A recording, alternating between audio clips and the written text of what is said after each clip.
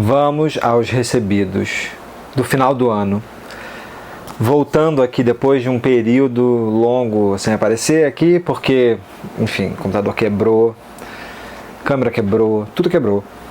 E tudo foi consertado. Então agora eu tenho esse canal de volta, mas chegou muita coisa que ficou acumulado. Eu fiquei lançando lá no Instagram também, como eu costumo fazer, mas aqui pro canal acabou ficando difícil de poder gravar os vídeos. Agora estamos de volta.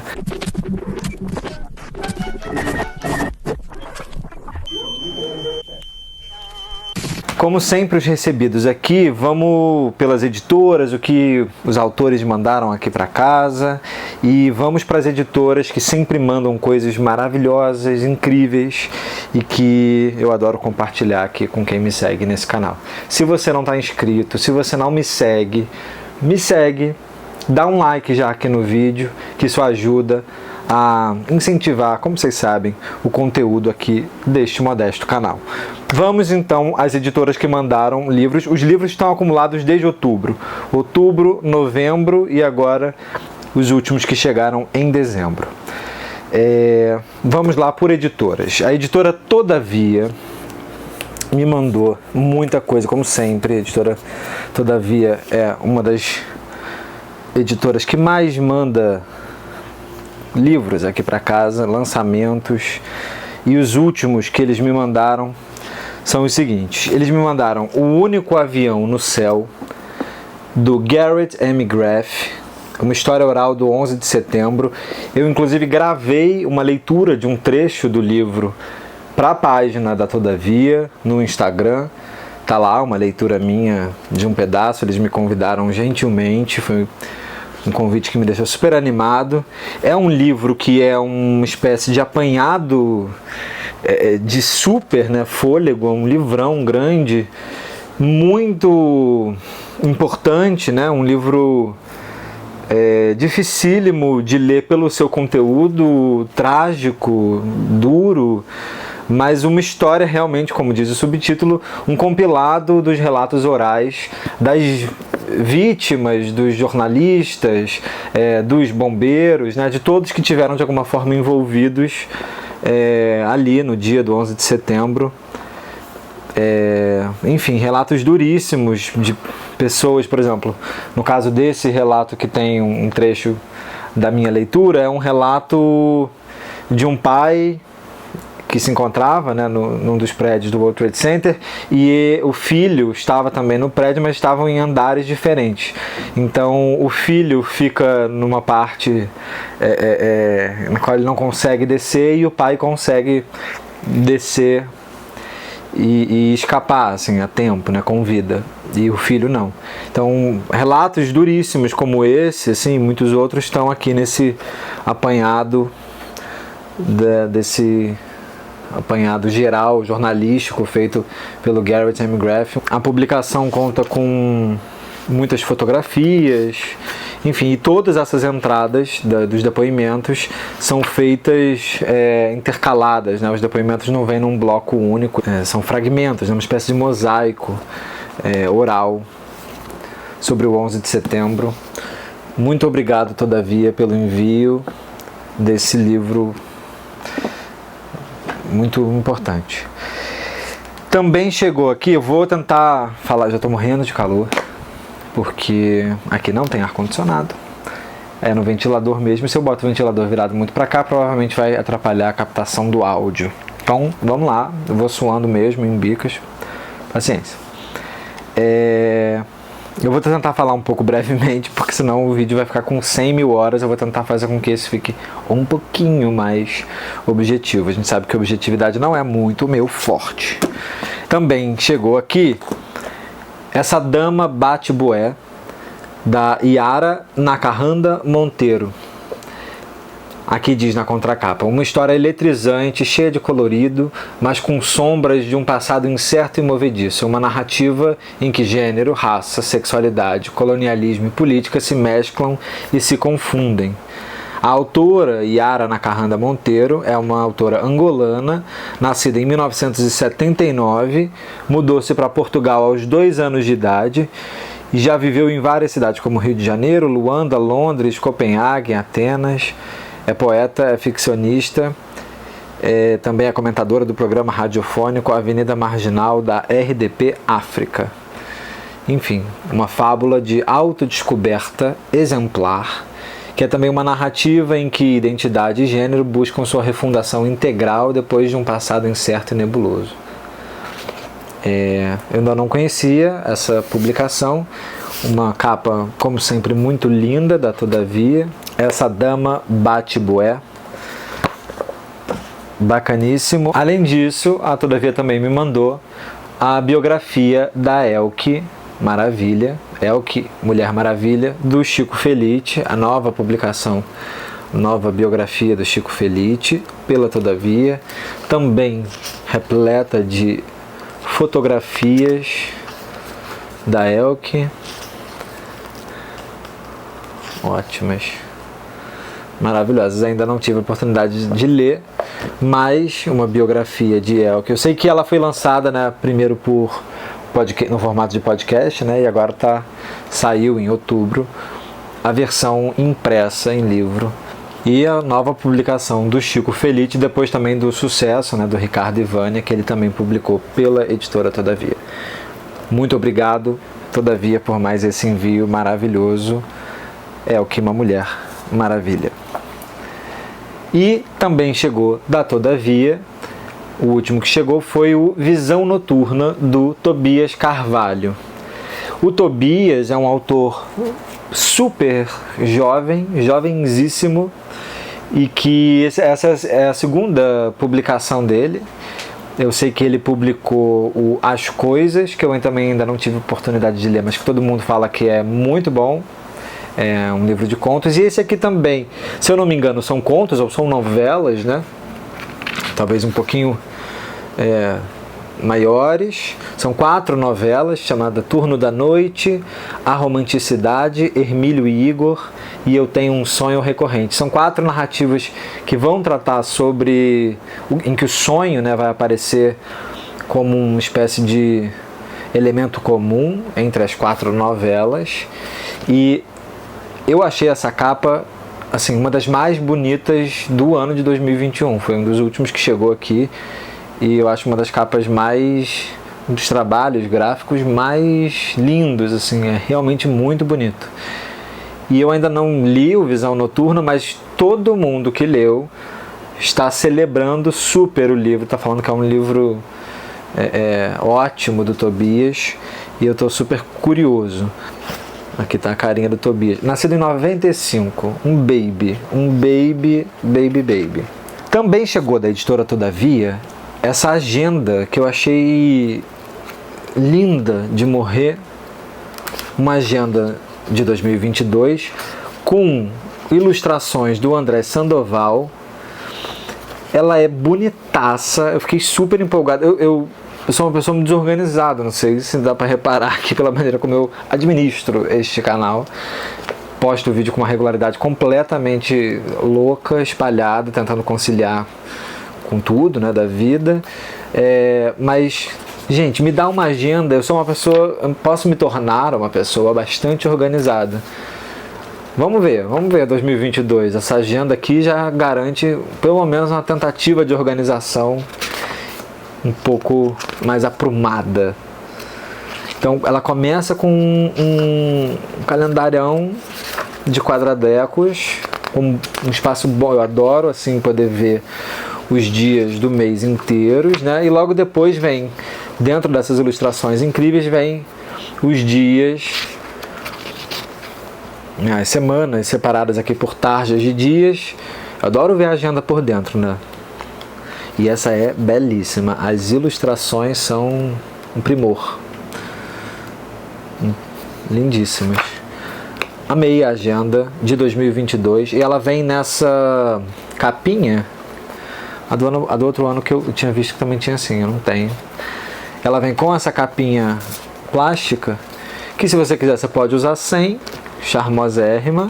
E a capinha serve para você encapar livros, para levar livro, quer botar na bolsa, não quer que o livro amasse, não sei o que, encaixa no livrito, on to go, na tua bolsa. Incrível, linda agenda, todavia. Muito obrigado por esse envio também. Vamos lá. Agora, depois da Todavia, outra editora que também sempre manda livros fabulosos aqui para o canal é a editora 34. Ah, nossa querida editora 34,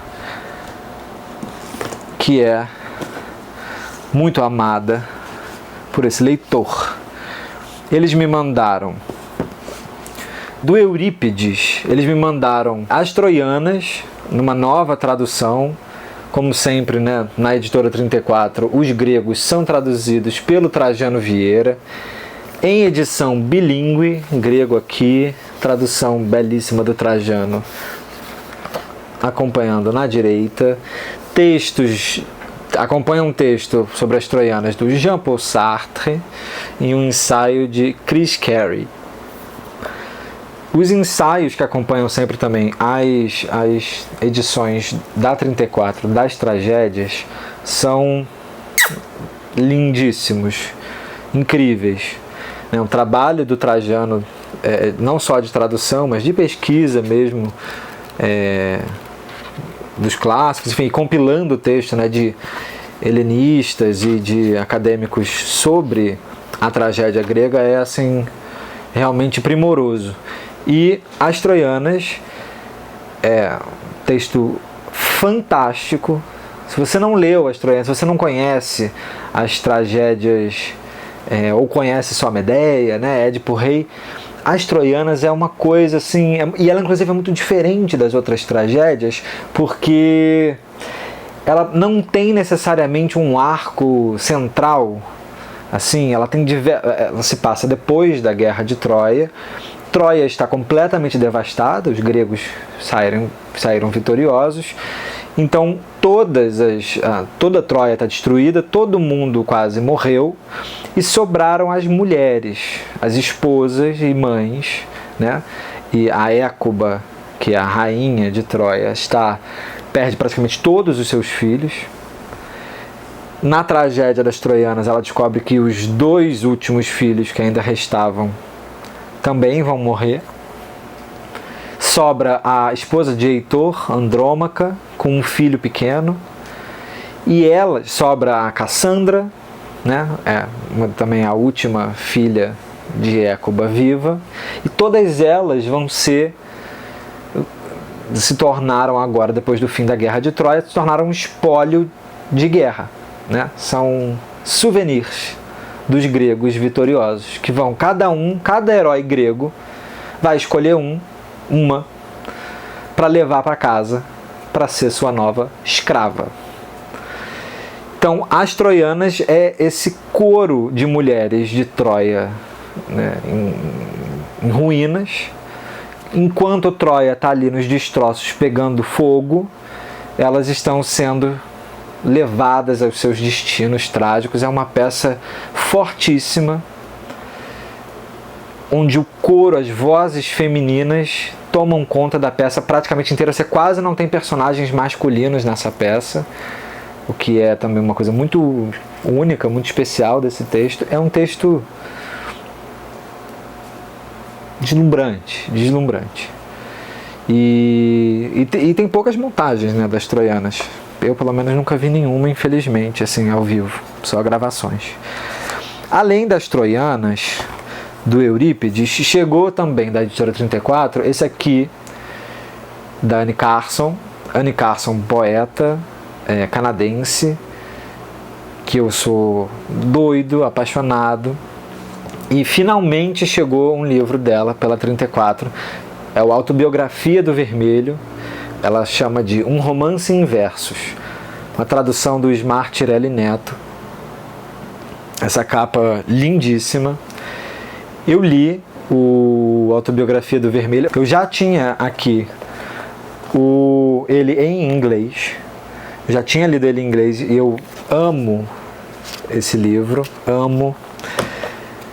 O Autobiografia do Vermelho é uma reinterpretação da Anne Carson. Anne Carson, além de ser poeta, ela é uma helenista também muito famosa, uma acadêmica, uma grande estudiosa da Antiguidade Clássica e dos textos clássicos. E ela traduz aqui um texto de um autor grego chamado Stesícoro, que escreve um épico, né, uma narrativa sobre um monstro vermelho, que é um dos desafios do Hércules, um dos 12 trabalhos do Hércules, ou Heracles, né, para os gregos. Então, um dos 12 trabalhos do Heracles é matar esse monstro chamado Gerião, que é um monstro vermelho, alado.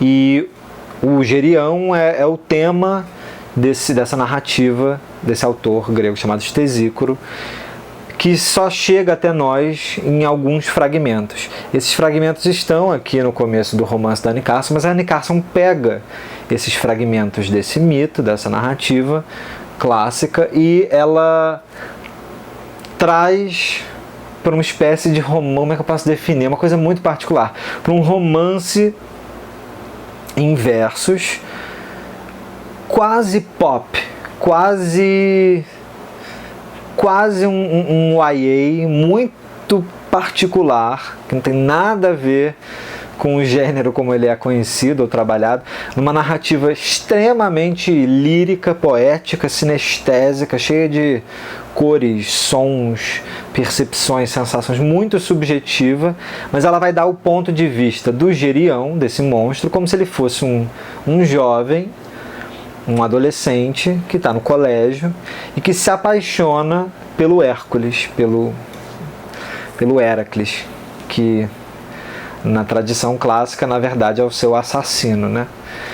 E ela transforma isso numa história de amor gay desses dois meninos, e depois de um outro namoro, um outro rapaz por quem o Heracles também vai acabar se envolvendo.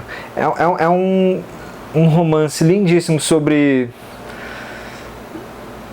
descobertas, sobre tudo isso, né, que é um pouco cafona, meio clichê, assim, mas é muito bonito, e principalmente pela relação com o clássico, assim, apesar de ser um clássico agora, né, a Anne Carson trabalha isso muito bem nas peças dela, assim, ainda bem que está chegando um novo livro da Anne Carson. Estou aqui fazendo um lobbyzão da Anne Carson, porque é uma autora que eu gosto muito, leio no original, apesar do meu inglês ser bem mais ou menos, apesar do meu inglês bem passável, mas eu gosto de ler ela no original. É difícil de traduzir, né? A poesia do inglês é sempre muito difícil, mas o trabalho do Smart Ireli Neto tá demais e super importante, porque é uma autora realmente, toda hora falam que a Anne Carson vai ganhar Nobel.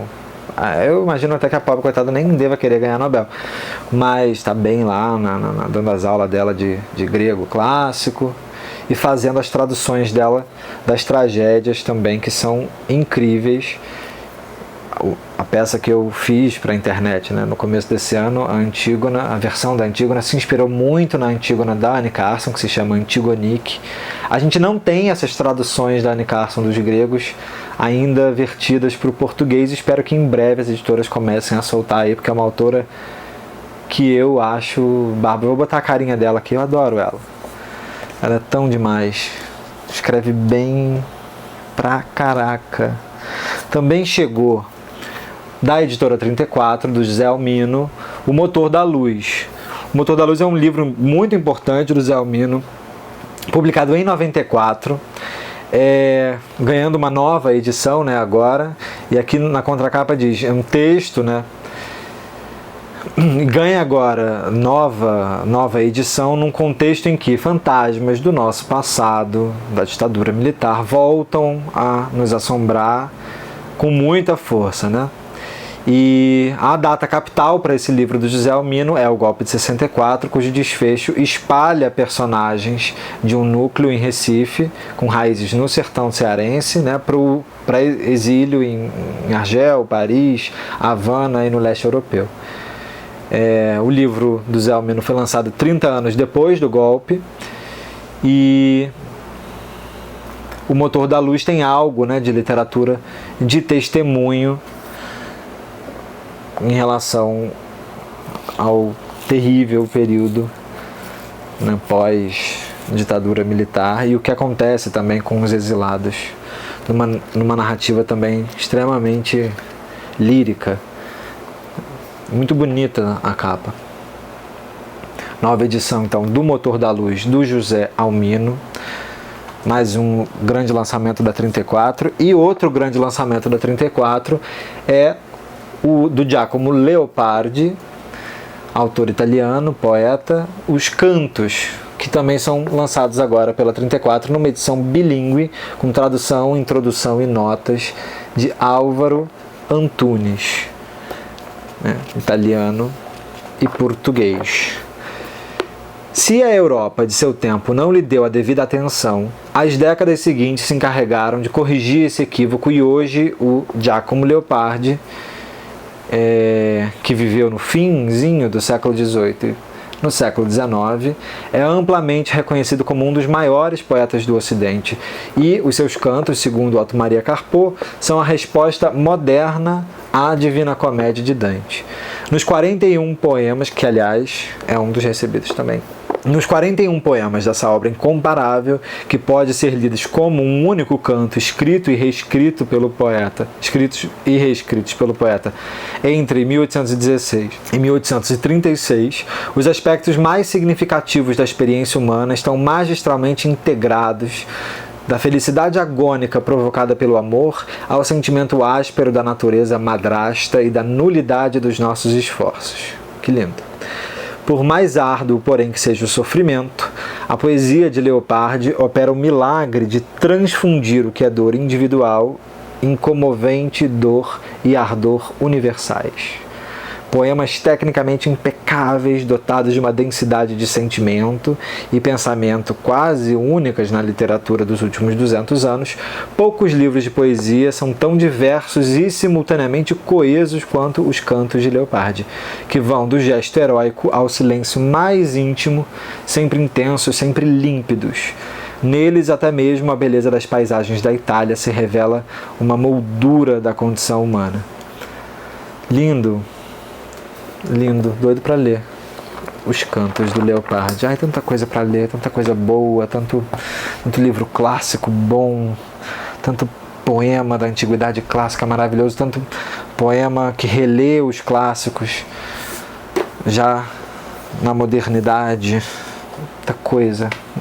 Não tenho vida para ler tudo isso, mas pelo menos posso ler algumas coisas. Chegou da editora Fósforo, que também sempre manda muitas coisas incríveis para cá. Da editora Fósforo chegaram alguns. Vamos lá.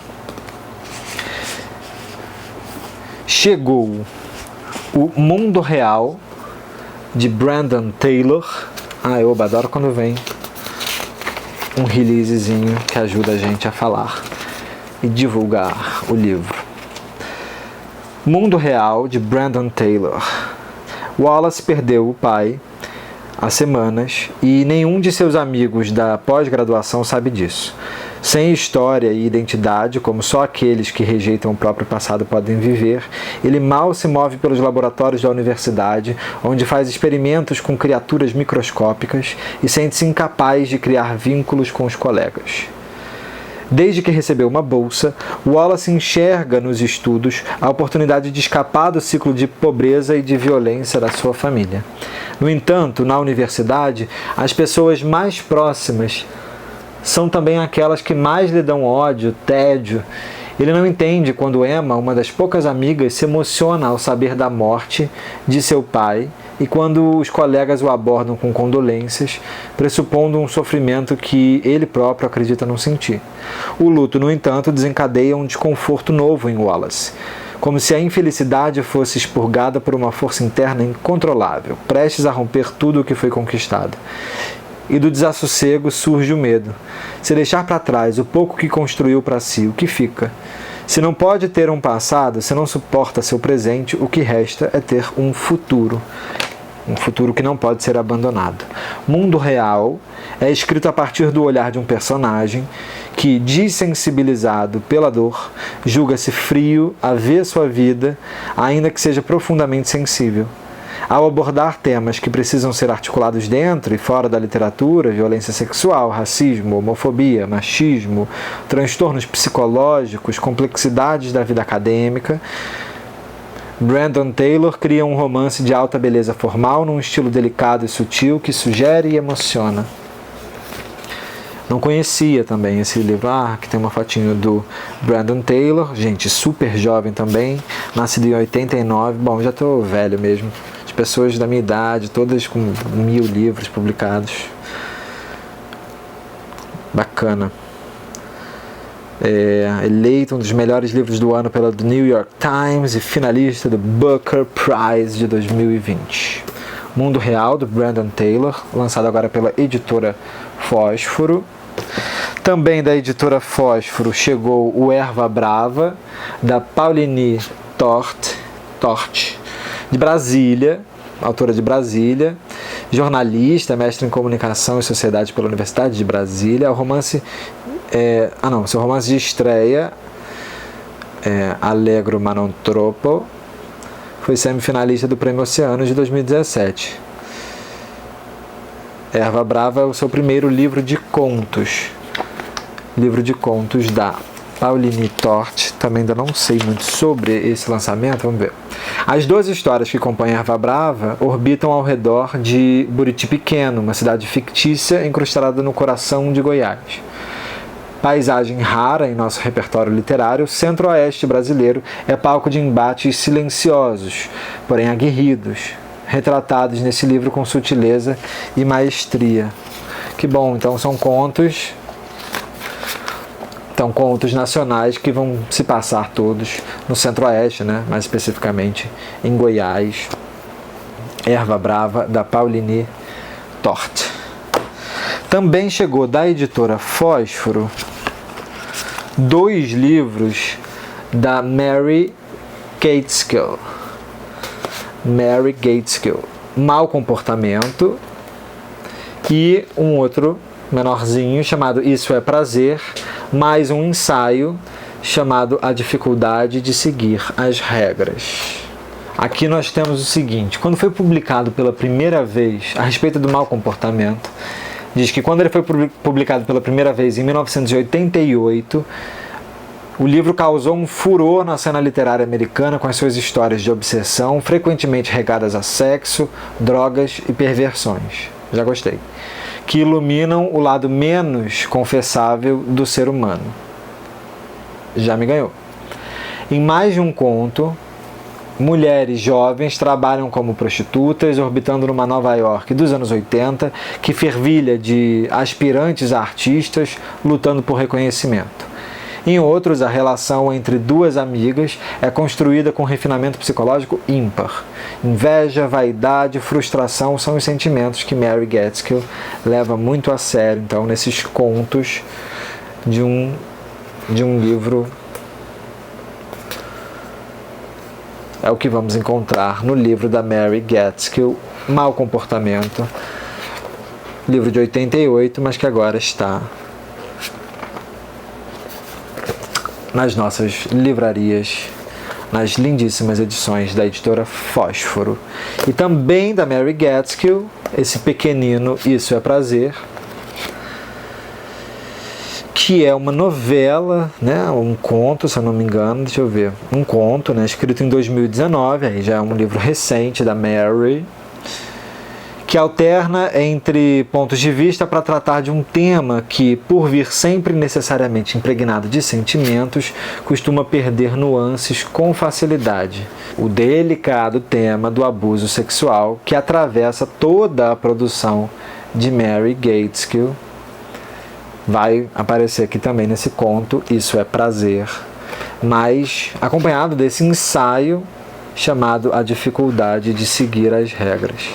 A Dificuldade de Seguir as Regras é um ensaio que também tem um subtítulo de Date Rape, Cultura da Vítima e Responsabilidade Individual. Espinhoso, importante. A reunião desses 2 textos em um só livro nos dá a dimensão da escritora, que é incapaz de permanecer na superfície dessas discussões. Mary Gateskill recusa dogmas e respostas fáceis, ao mesmo tempo em que nunca perdoa os autores das violências, por mais humanos que eles acabem parecendo também em suas obras. Bacana, super, super bacana, os dois lançamentos da Mary Gateskill pela editora Fósforo. E da editora Fósforo com a Ubu, chegou aqui também A Trama da Vida, do Merlin Sheldrake.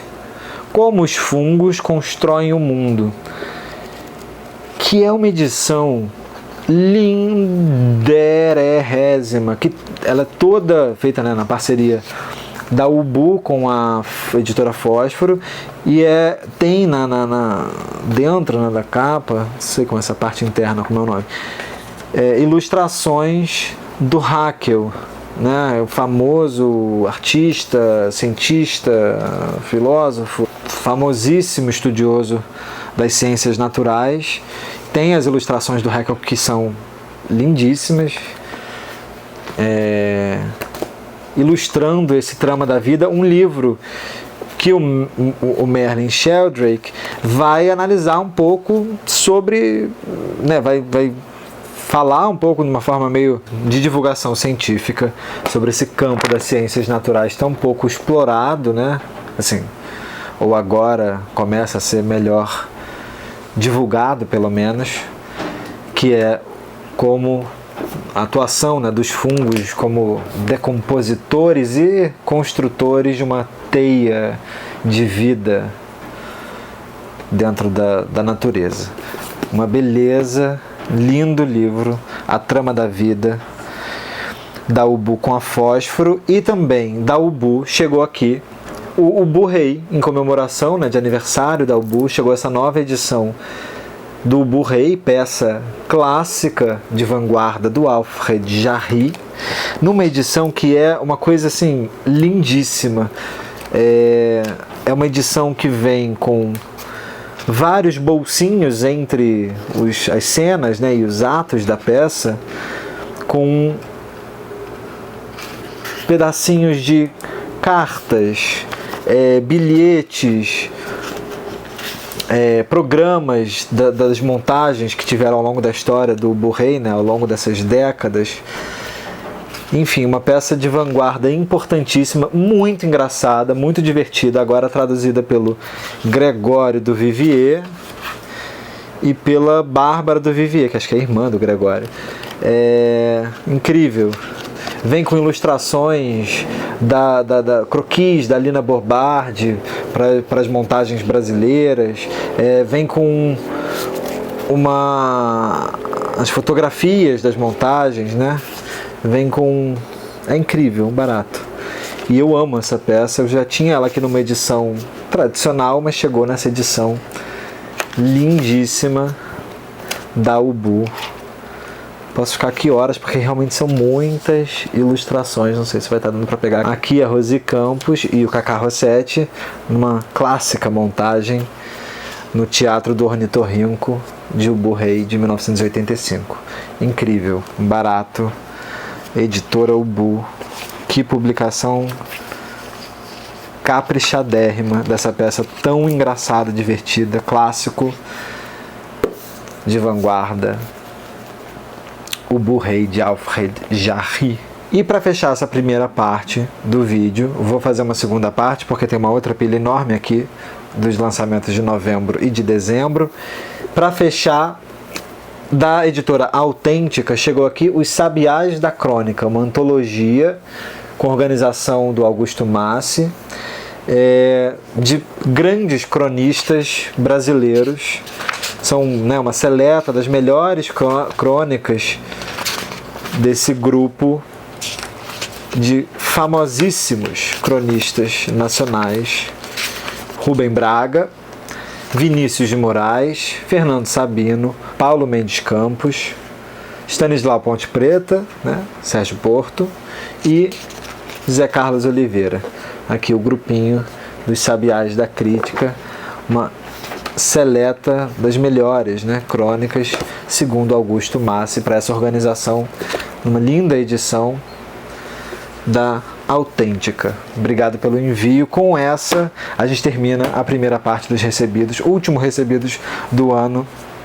Já já voltamos com a segunda parte, essa pilha imensa com as edições da Companhia das Letras e da editora Nova Fronteira. E também daqui a pouquinho, aqui no canal, antes do fim do ano, antes do ano terminar, lista de melhores do ano, consegui completar os desafios que a gente jura que vai completar lá no começo do ano, o que eu consegui, o que eu não consegui. Não consegui quase nada, isso não foi uma porcaria, teve Covid, teve tudo, um horror, uma desgraça. Que 2022 seja melhor, em breve a gente volta já com mais vídeo aqui pro canal. Até a próxima, até já.